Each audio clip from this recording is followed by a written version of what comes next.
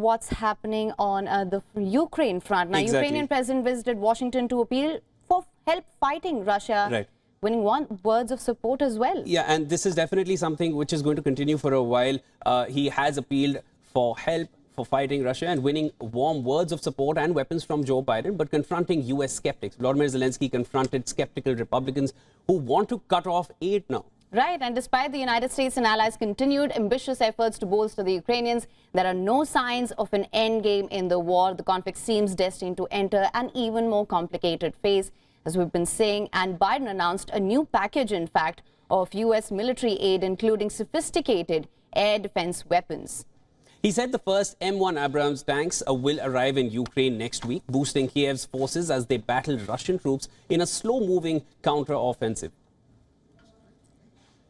And together with our partners and allies, the American people are determined to see to it that you do all we can to ensure the world stands with you, and that is our overwhelming objective right now. The Ukrainian leader arrived after another wave of Russian strikes hitting cities across the country and killing at least 3 people in Kherson and wounding many in other areas. Wearing his trademark olive green military-style shirt, Zelensky said Ukraine has exactly what our soldiers need.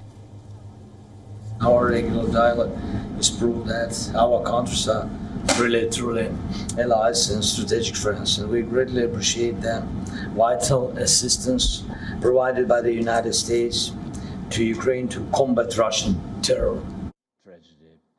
But behind the visuals, firm handshakes across a grand cabinet table and shows of solidarity in the Oval Office lay the fact that Zelensky's second wartime trip to US was far tougher than the first.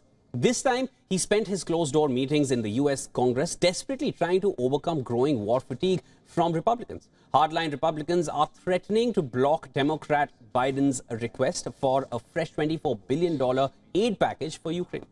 Now, it has now become caught up in a bitter spending battle that could spark a U.S. government shutdown. The U.S. president said there was no alternative to backing the Ukraine funding, adding that he was counting on the judgment of the Congress. Now, as part of his bid to win over Washington, Zelensky went to the Pentagon where he laid a wreath at a memorial for victims of the September 11th, 2001 attacks. But in a blow to Zelensky, Biden rejected a request for longer-range ATACMS missiles that can strike up to 300 kilometers away. Now, some experts view the Russia-Ukraine war as a manifestation of the renewed geopolitical rivalry between major world powers. Analysts say Moscow is seeking to alter the Western-led system prevailing since the end of the Cold War.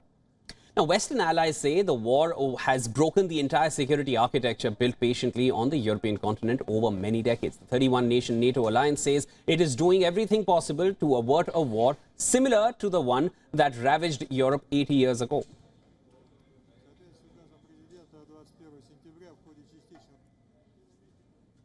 Now, for more on this, our correspondent Susan Tehrani has sent us a report on the Ukrainian president's meeting at the capital. Take a look. In Washington, money for Ukraine is a flashpoint in talks to avert a government shutdown, as some Republicans in the House and Senate want to see more accountability and tighter control regarding the money being sent to Ukraine, while others want to cut funding altogether under the umbrella of an America First policy. House Speaker Kevin McCarthy, under immense pressure from members within his own party and Republican voters, decided not to greet Zelensky publicly as he entered Capitol Hill. Instead, he was greeted by House Minority Leader Hakeem Jeffries. However, McCarthy and other Republicans did meet with Zelensky behind closed doors, and according to those who attended that meeting, McCarthy asked Zelensky for his plan of action and what he needed exactly to win this war. However, the question that has been left for the most part unanswered is, what does victory mean for Washington? Does it mean the pullout of all Russian troops from Ukraine, including Crimea? Well, the White House says that it wants to move Ukraine towards the negotiating table, but from a position of power. How long that will take, well, it's anyone's guess. Susan further elucidates on Zelensky's meeting with President Biden. Listen to this.